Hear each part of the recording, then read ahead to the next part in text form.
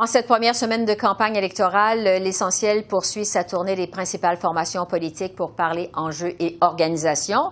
On donne la parole ce soir au NPD et pour ça, je retrouve Alexandre Boulris, qui est candidat à sa réélection dans la circonscription montréalaise de Rosemont-la-Petite-Patrie. Bonsoir, M. Boulris.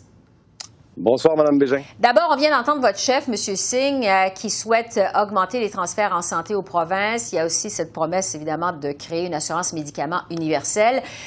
Vous promettez également de nombreux autres investissements si vous formez le prochain gouvernement. Je vais y aller d'abord avec la question que plusieurs se posent souvent avec le programme du NPD, c'est-à-dire comment vous allez faire pour financer toutes vos promesses?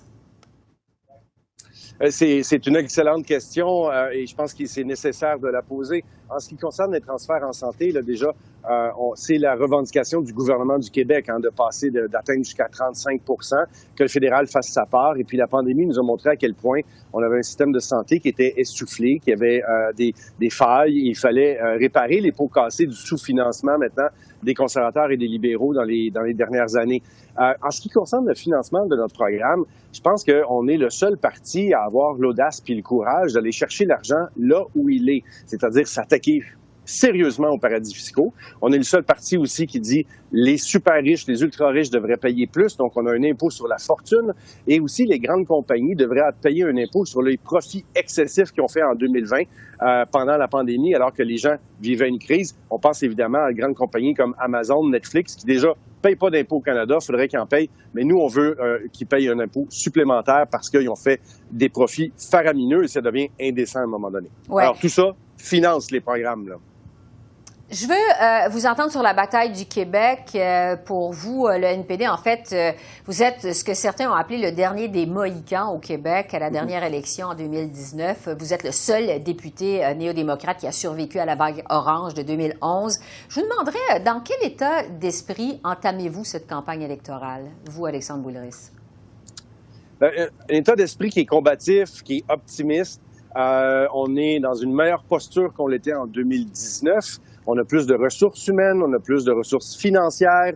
Je pense qu'on va être très présent sur le terrain, mais également sur les médias sociaux. Jack Meat est plus connu également. Les gens l'ont vu aller à l'élection de 2019. On a un bilan maintenant. Pendant les 2 dernières années, on a négocié dans un cadre d'un gouvernement minoritaire. On a vu qu'est-ce que des députés NPD étaient capables d'aller chercher pour les gens, pour les travailleurs autonomes, les étudiants, les familles, les PME. Alors, tout ça est de très bon augure. On a aussi beaucoup de candidats qui reviennent être candidats cette fois-ci. Nima Machouf dans Laurier-Sainte-Marie, mais également des anciens députés qui reviennent avec l'équipe. Brigitte Sansouci, François Choquette, Ève Peclet, qui est notre candidate dans Outremont, qui sont tous des députés expérimentés puis qui veulent revenir au Parlement. Alors, je pense que c'est de bon augure et j'ai très hâte de voir la suite des choses. Et on a un programme qui correspond aussi aux intérêts puis aux préoccupations des Québécois et des Québécoises en ces temps de pandémie puis de relance économique. Bien justement, sur quels enjeux plus spécifiques le NPD compte faire campagne au Québec? Alors, j'ai déjà parlé de la fiscalité, avoir une fiscalité plus équitable, plus juste pour être capable de payer nos programmes sociaux. Qu'est-ce qu'on veut payer avec ça? Bien, améliorer notre système de soins de santé, c'est-à-dire on veut garantir des soins de la tête aux pieds. C'est un peu bizarre, on a un système où, vous savez, votre cœur est assuré, mais pas vos yeux, votre bras est assuré, mais pas vos dents. Alors, on veut régler ça, évidemment. La crise du logement, c'est un enjeu majeur, que ce soit à Montréal, même ailleurs au Québec. Donc, des investissements dans les logements sociaux, une taxe de 20 sur les promoteurs immobiliers étrangers qui achètent des logements pour faire de la spéculation. Dernière chose extrêmement importante, la lutte au changement climatique. Les libéraux n'ont pas livré la marchandise. Stephen Guilbeault n'a pas fait la différence. Et vraiment, on s'en va dans la mauvaise direction. On est le cancre du G7 en ce moment. Et la politique des libéraux là-dessus est absolument incohérente. Alors nous, au NPD, on a un plan et une vision claire sur l'environnement. Vous parliez il y a un instant de votre chef, Jagmeet Singh, qui a semblé en effet gagner en popularité au cours des derniers mois. Ce récent sondage léger place même M. Singh deuxième derrière Justin Trudeau quand on demande qui ferait le meilleur premier ministre au Canada. Quel est le plus grand défi de Jagmeet Singh au Québec, selon vous? Bien, c'est de transférer la sympathie qu'il a pu créer avec la dernière campagne de 2019, avec tout le travail qu'il a fait au Parlement, en vote. parce que c'est bien beau que les gens le trouvent cool, authentique, sympathique, ce qu'il est évidemment beaucoup, mais il faut maintenant que ça se transfère dans l'urne. Notamment, il faut aller faire voter les jeunes. Les jeunes embarquent dans notre mouvement, embarquent avec nous. On a vraiment un appui très fort chez les 18-34 ans. Alors maintenant, il faut faire en sorte, puis on va utiliser tous les outils à notre disposition pour que ces jeunes-là aillent voter, pour qu'ils mettent leur X à côté du candidate du NPD pour qu'on puisse élire plus de députés NPD la prochaine fois pour faire une différence au Parlement. Bon, est-ce que M. Singh va faire campagne avec vous sur le terrain au Québec ou c'est plutôt vous qui allez, en tant que co-chef adjoint, en fait, aller faire campagne avec les candidats au Québec? Vous savez, un peu des deux. Hein. Au premier jour de la campagne, Jack Mead était à Montréal pour le défilé de la fierté. Ouais. Je pense que c'est un signe important qu'il soit là. Il adore ce genre d'événement-là. Il revient à Montréal lundi prochain. Et ensuite de ça, il va être de retour au Québec pour quelques jours avant le premier débat télévisé en français. Et puis moi, je vais me promener un peu au Québec. Ça va être très ciblé. Évidemment, on est stratégique dans nos objectifs et puis dans notre campagne au Québec pour que ça donne le maximum de gains le 20 septembre. On va commencer par votre circonscription. Vous êtes député de Rosemont-la-Petite-Patrie depuis 2011. Les libéraux ont l'œil visiblement sur votre circonscription. Ils vous opposent une ancienne médaillée olympique, Nancy Drolette. Comment voyez-vous la bataille dans Rosemont-la-Petite-Patrie? On a des racines puis des appuis solides. On a toute une équipe de campagne électorale qui fait un travail formidable. Je pense que l'appui est là. On a posé des pancartes dernièrement, puis les gens, toutes les équipes qui revenaient au local disaient les gens nous remerciaient, nous encourageaient, nous félicitaient. Quand je fais mes tournées de parc ou sur la rue, j'ai beaucoup de on est avec vous, M. Boulris, on va continuer à vous appuyer. Puis le Parti libéral, c'est une ancienne médaillée olympique, je la salue, je la connais pas encore très, très bien, mais elle n'a pas le contact avec Rosemont, la petite patrie. Ils n'ont pas trouvé personne dans le comté pour être candidat libéral, alors ils ont trouvé quelqu'un qui habite Repentigny. Je pense qu'elle connaît pas très bien Rosemont, la petite patrie. Quand on lui a demandé pourquoi elle était candidate là, elle a dit parce que ma conjointe a été baptisée dans Rosemont. Je suis pas sûr que ça va convaincre les électeurs, là. Ouais. Tout près de la circonscription où vous vous présentez, le NPD présente à nouveau Nima Machouf dans Laurier-Sainte-Marie. C'est un match revanche, en fait, pour elle contre l'environnementaliste qui est très bien connu, Stephen Guilbeault, ancien ministre du Patrimoine.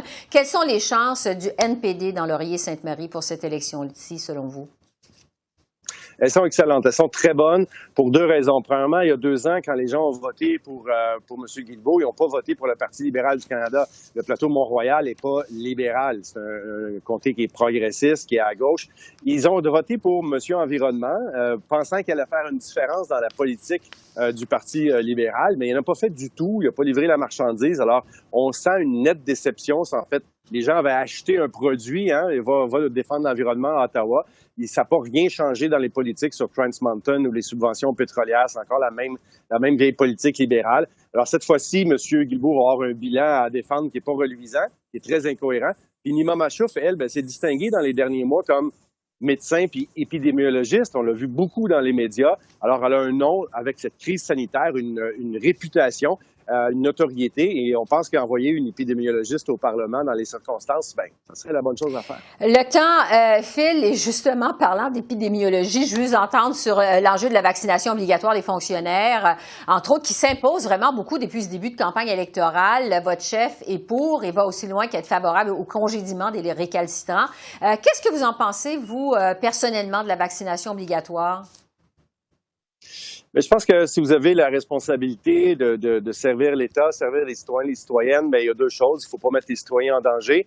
Alors, c'est une responsabilité. Puis je pense qu'aussi, on veut avoir des lieux de travail qui sont sécuritaires pour tout le monde. La vaccination a apporté ses preuves. Alors moi, je suis assez favorable aussi pour que les gens soient vaccinés quand ils travaillent, qu'ils travaillent ensemble, qu'ils travaillent avec le public, avec les citoyens et les citoyennes. On veut éviter de poursuivre une 4e vague, on ne veut pas de 5e vague. Alors, je pense qu'il faut écouter la science, il faut écouter la santé publique, mais je serais préoccupé s'il y a des gens qui ont de la difficulté d'avoir accès ou s'il y a des cas d'exception peut-être pour des